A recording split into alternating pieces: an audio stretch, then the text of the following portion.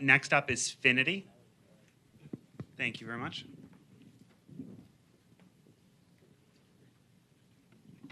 Thank you.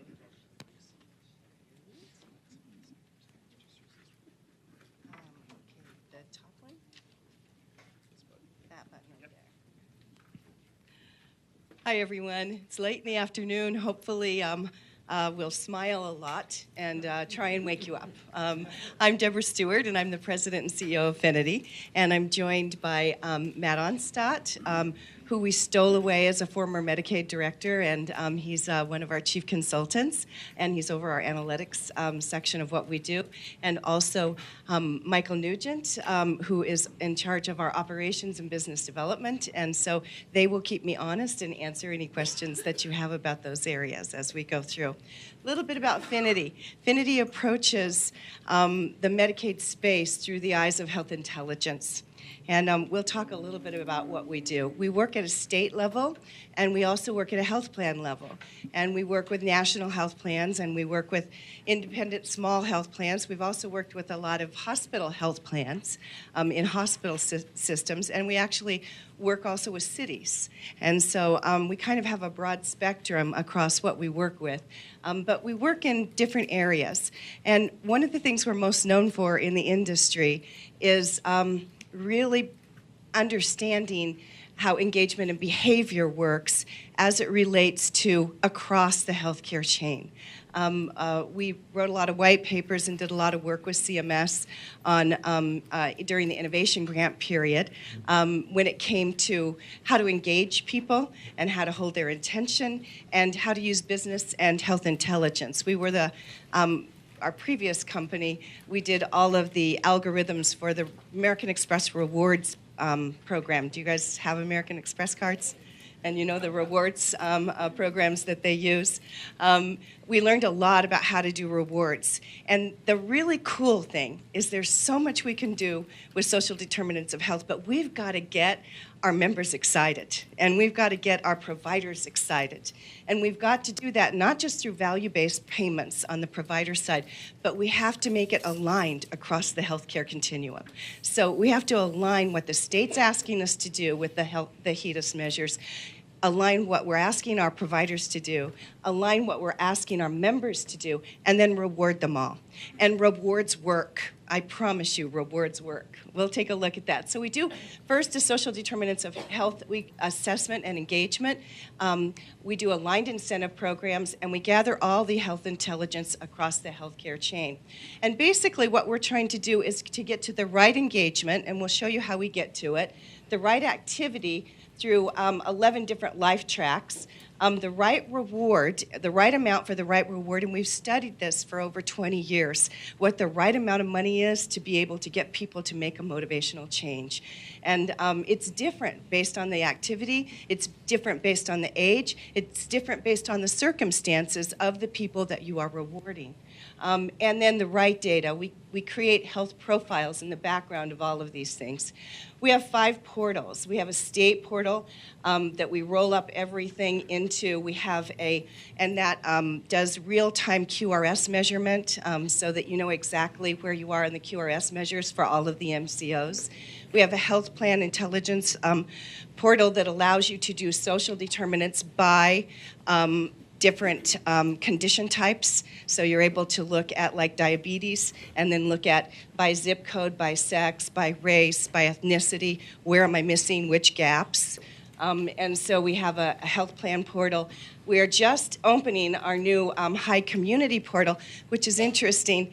It's mostly to verify eligibility in the community centers, and we're doing it in some interesting ways. And because we're also on the financial side, to actually some of our plans want to be able to pay for food services, and they want to be able to pay for temporary shelter services. So it's a new community portal that will allow us to pay the community service some dollars out as well. But we're going to only spend time today on the High Member Portal because we don't have time to look at all of the portals today. So we'll spend a little bit of time on the High Member experience, and you'll hopefully get a sense of how the health intelligence works. First of all, we all know this. We have to meet them where they are right now. And when we say right now, we mean whether they're homeless or whether they are pregnant or wherever they're at. And we have to do this within 90 days. With one of the big plans we do with a state, we take on these responsibilities. We help them complete an SDOHA. That's a combination of social determinants of health questions and all of your typical HA questions that you ask combined together so that it qualifies for the CMS HA requirements under the Mega Reg. It also is NCQA certified for the HA that you have to take for all new members, but it also asks the social determinants of health questions as well. But we have to scale them down because it gets too big. Do you want to guess how many questions is optimal before you have tremendous fallout from asking the questions? You can ask more than 3. You can ask more than 6. You can't ask 60. No. 13 is optimal. 13 is optimal, between 13 and 19 questions. So you really have to prioritize. Our health scan is as little as 5 questions. So it's really determinant on what you are trying to get and the data that you're trying to get. We try and get a member to their PCP in 90 days and to collect the SDOHA in 60 days. Well, how much money do you think it takes in points? And this is all gamified, so you give them points, you don't give them dollars. If you give them dollars, you're giving away dollar for dollar instead of 30 cents on the dollar. And the reason is that if you load it on a card and send them a card because they completed the activity, then they've spent that money, right? It's out the door. If you ask them to register to redeem because you have points and they're collecting points, and you make them register to redeem, what do you get in exchange for that? You get engagement, but you also get their contact data. You get their contact data. We've been able to increase in one of the states the contact data by 17% by making them register to redeem because they want their prizes shipped to their home. They select the healthy items from the catalogs using the points, and then you collect all of that data and you send that back through to all of the health plans in the state all the way through it. So we assign them then to an SDOH life track. Like I said, I'll tell you what all the life tracks are, and we want them to complete in one closed loop encounter within the 90 days. So how do we do that? Well, first of all, they get a level 1 multimedia engagement, which is text, portal, or email because that's cheapest. But what we do is we log that email, text, and that portal with what HEDIS measure are we going after, or what social condition are we going after. So we log that with an ID with it, and then it goes out, and then we have a timer. And CMS gave us the amount of time per condition that we were allowed to be able to have. Some of it was 30, some was 60, up to 90 days based on access to care. Colonoscopies was the longest. We could go 90 days. From the time that we sent that to the time that they completed the action, that's when we have to be able to say that it was an effective action or it was an ineffective action. So everything is logged. If they don't do it, then you go to your next most expensive one, which is you send a new message to one of your points earlier that someone made. They get irritated if they have the same message. They do, very much so. So you got to change the message up. So you change the next message up, but you can add print. Print, I know everyone in this room thinks print is dead. It's absolutely wrong. We have millions of participants on this system, and I can tell you 31% of them still, number one reaction, and the one that got them to make the change is through print. So, but we don't send it out first because it's more expensive. So you send it out if the first electronic mediums don't work. One of the most effective ones, and we learned this during the innovation grant period, were peer mentors. Peer mentors are the most effective outreach that you can do. So peer mentors are people that you hire from the Medicaid space. They're everything you've all talked about. They're culturally appropriate. They talk in a language that is very different. If you listen to the call centers from peers, but we train them all in the integrative, the Duke Integrative Health Peer Mentor course, and they're certified in that so that they understand a more holistic approach to it. But they're 3 times more effective than disease management and nurses. 3 times more effective at making a behavioral change. So peer mentors are really cool. Mobile, responsive, everything you do has to be responsive today. It has to look great on the tablet, great on the website. It has to be native iOS, native, what's that other one we do? Android.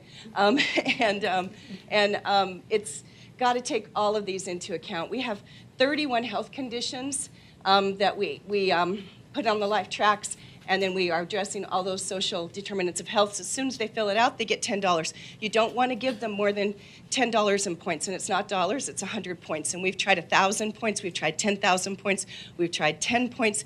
The multiple that's the best is times 10. So you give them 100 points, which is worth $10, and you will get, if right now your HAs, what's your normal HAs at health plans? What are you getting when you just do your outbound call center work?